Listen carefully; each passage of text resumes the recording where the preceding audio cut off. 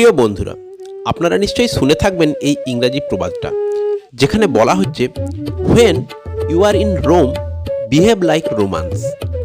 অর্থাৎ আপনি প্রাচীন মহান সভ্যতাগুলির অন্যতম পীঠস্থান রোমে গেলে রোমানদের মতনই আচরণ করবেন, এটাই কাম্য।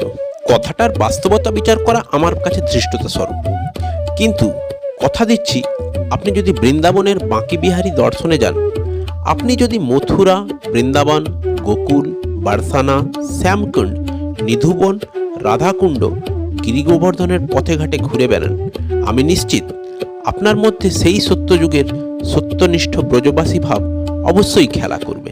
সম্প্রতি আমার বৃন্দাবনের বাঁকে বিহারী দর্শনের সৌভাগ্য হয়।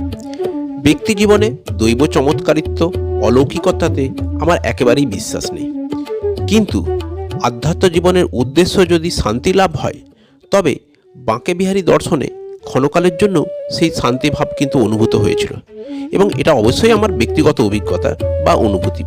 শত সহস্র ভক্তের সমাগম, তাদের বিচিত্র বর্ণের তিলক সেবা, বৃন্দাবনের ছোট ছোট প্রাচীন গলির মধ্যে দিয়ে হরিনাম সংকীর্তন, বহু বর্ণ, বহু প্রদেশ, বহু ভাষা এবং বিশ্বের বিভিন্ন প্রান্তের মানুষ যখন রাবড়ি, পেঁড়া, ফুলমালা, কেশর দুধের দোকান, ধূপ, চন্দন এবং মাটির দেবতার শোপিসের দোকানের পাশ দিয়ে এগিয়ে চলে, তখন আপনার মনে হতে বাধ্য এই বিশাল জনসমাগমই সেই চলিষ্ণু ব্রহ্ম, যার একটা অংশ আমি নিজেও।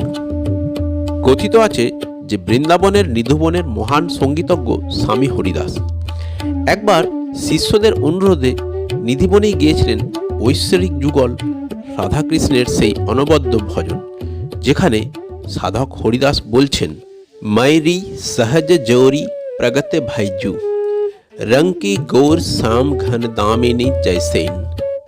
অর্থাৎ, হে সখী, স্বাভাবিক বা চিরন্তন রাধাকৃষ্ণ জুটি শ্বেত কৃষ্ণবর্ণে প্রকাশিত, যা ঘন মেঘে দামিনী বা বিদ্যুৎ সম উজ্জ্বল। মৈথিলি ভাষায় রচিত রাগ মেঘমল্লারের উপর ভজনটি আক্ষরিক অর্থেই অসাধারণ। বাস্তবে সুরলোক যদি দেবস্থান হয়, তবে সুরের সাধনাই যেন ঈশ্বর সাধনা স্বরূপ। যাই হোক, এবার প্রসঙ্গে ফেরা যাক। সাধক হরিদাসের সুর সাধনায় ঐশ্বরিক যুগল রাধাকৃষ্ণ সন্তুষ্ট হলেন এবং মিলিত যুগল বাঁকে বিহারীর অবয়বে কৃষ্ণবর্ণ প্রস্তরমূর্তি রূপে তাঁর সম্মুখে বিরাজমান হলেন। স্বামী হরিদাস এই মূর্তি নিধিকুঞ্জে প্রাপ্ত হন, তাই বিগ্রহকে কুঞ্জবিহারী নামকরণ করেন।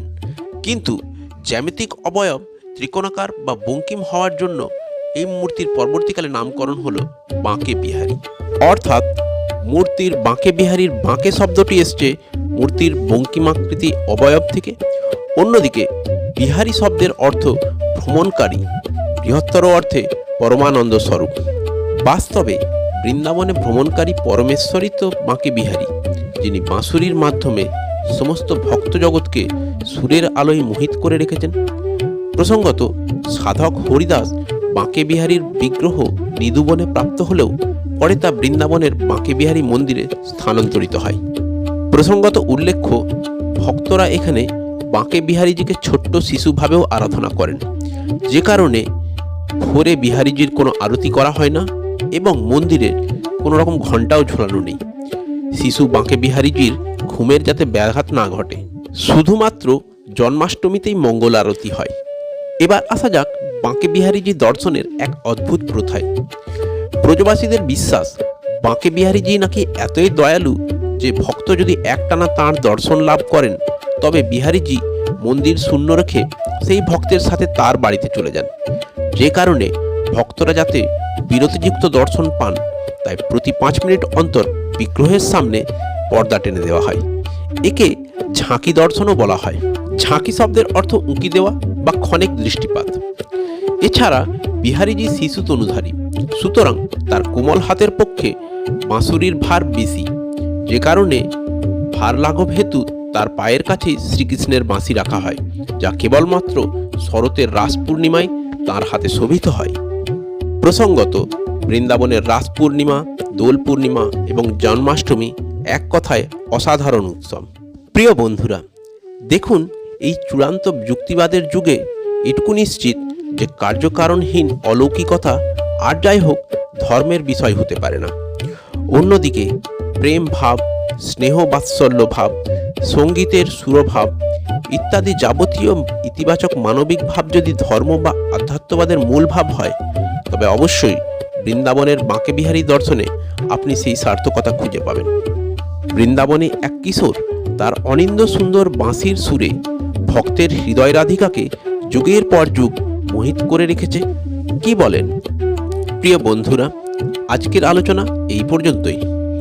আপনাদের কেমন লাগলো? আপনাদের মূল্যবান মতামত অবশ্যই কমেন্ট সেকশনে জানাবেন। আর ভিডিওটি যদি ভালো লেগে থাকে তাহলে সাবস্ক্রিপশনের অনুরোধ রইল। ধন্যবাদ।